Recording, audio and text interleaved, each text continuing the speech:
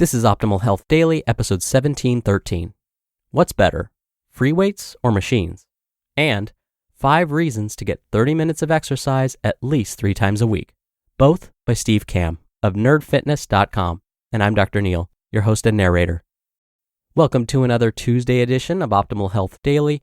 This is just one of a bunch of podcasts where we read to you from blogs for free so that you don't have to read them yourself. Now on Fridays, I do something a little different. That's where I answer your questions. And that is one of my favorite parts of the show. So if you have a health-related question, definitely send one in. Oh, and to check out our other shows, just search for Optimal Living Daily wherever you're hearing this. Now today I have 2 posts for you, and I read 2 posts when they tend to be on the shorter side. Both of these are from Nerd Fitness, which I love reading from because I think I'm a fellow nerd. So with that, let's get right to today's 2 posts and start optimizing your life. What's better, free weights or machines? By Steve Kamb of nerdfitness.com. If you have limited time in the gym, you need to be concentrating on exercises that work and recruit as many muscles as possible. Sure, you can use a machine and work out a single muscle group pretty decently, but your range of motion is extremely limited. You can push it out and then lower it back to the starting position. Although this certainly helps prevent injury by not allowing you to drop weights on yourself, it's limiting the amount of work your muscles can do in the same amount of time. If you're a daily listener, you know that I'm a big fan of efficiency. If you can get more done in less time, why do anything else? Because of this fact, I strongly prefer free weights to machines for many reasons. 1. When you use free weights, your body has to use every single muscle to keep the weight stabilized as you raise and lower it. Because you're using these extra muscles that you're not using if you're on a machine to keep things steady as you lift, you're getting more done in less time. 2. Because you're using free weights like dumbbells instead of using a barbell, you get to work both your left arm and right arm independently, and as a result, you can find out if your body is out of balance. 3. Machines often put your body in weird positions or at odd angles, which can increase injury. Think shoulder press machines or pec deck machines and so on. I've learned to stay away from them because they put unnecessary stress or unwanted muscles and joints at funny angles. And 4, free weights make you feel better about yourself. Now, this is my own opinion. You see a weight, you pick it up.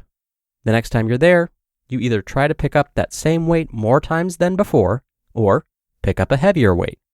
If you're on a machine, you're just pulling a pin or turning a dial.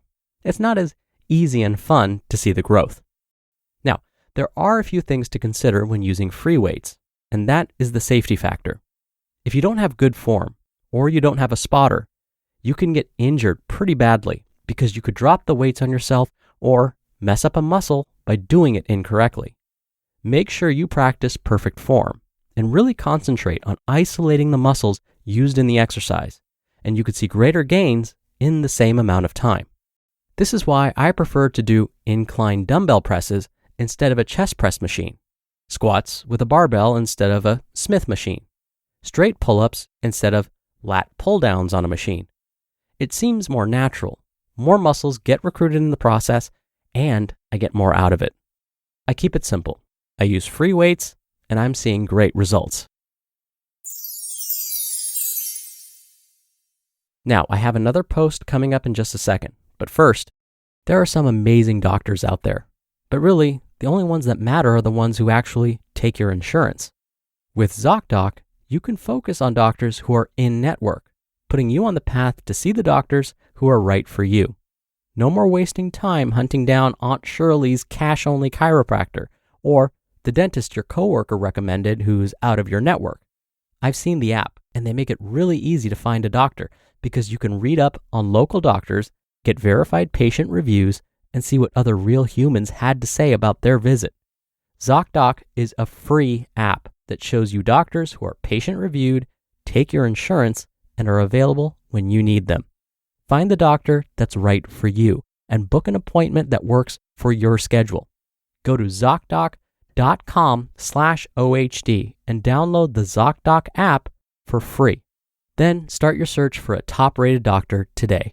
Many are available within 24 hours. That's zocdoc.com/OHD. Zocdoc.com/OHD. 5 Reasons to Get 30 Minutes of Exercise at Least 3 Times a Week by Steve Kamb of nerdfitness.com. So my good friend Allie, a third-year med student at Emory, took offense to my blog yesterday that dissed straight cardio and running. Also, a little-known fact, don't ever call it jogging in front of a runner because they will rip you a new one. As a future doctor and marathon runner, I guess Allie knows what she's talking about. So I amended the post to be less one-sided and more informative. She also brought up a good point when it comes to medical articles and fitness articles. You should always check your sources and the sources of the authors.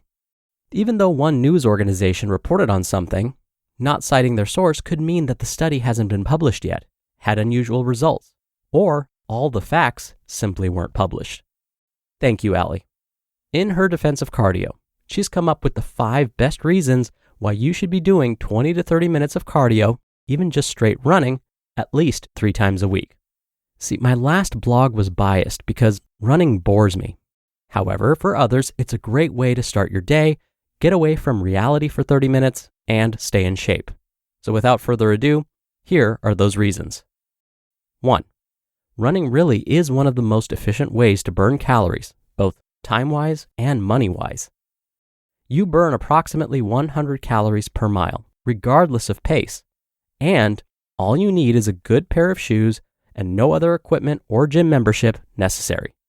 The basis of weight loss involves expending more calories than you absorb. Each mile, therefore, gets you closer to a better body. 2. Reduced risk of cardiac disease. Nobody likes heart disease, especially your heart. Why not have a healthy heart and live far longer, spend less time in the hospital, and not spend nearly as much money on healthcare? 3. Running gets you high. Running causes some pain, which causes endorphins to be released. Endorphins activate the same chemical receptors as morphine and heroin, so you get a little high and it makes you happy. You'll also have more energy, which will allow you to concentrate better during those marathon sessions in World of Warcraft. 4. Running is a weight-bearing exercise, so it promotes bone growth. This is especially important for women. Stronger bones means happy bones, which means happy people. And 5, improving cardiovascular health, meaning it makes your heart stronger, it lowers your blood pressure, and so on. And it will improve your endurance for other exercises, like hopscotch and twister. Wait, what exercises did you think we were talking about? Pull your head out of the gutter. But yes, it will help there too. So there you have it, from the mouth of a marathon running doctor in the making. Even though there are millions of diet pills, stupid ab machines, and quote-unquote new workout plans that will help make you lose weight faster than anything in the past, it's all.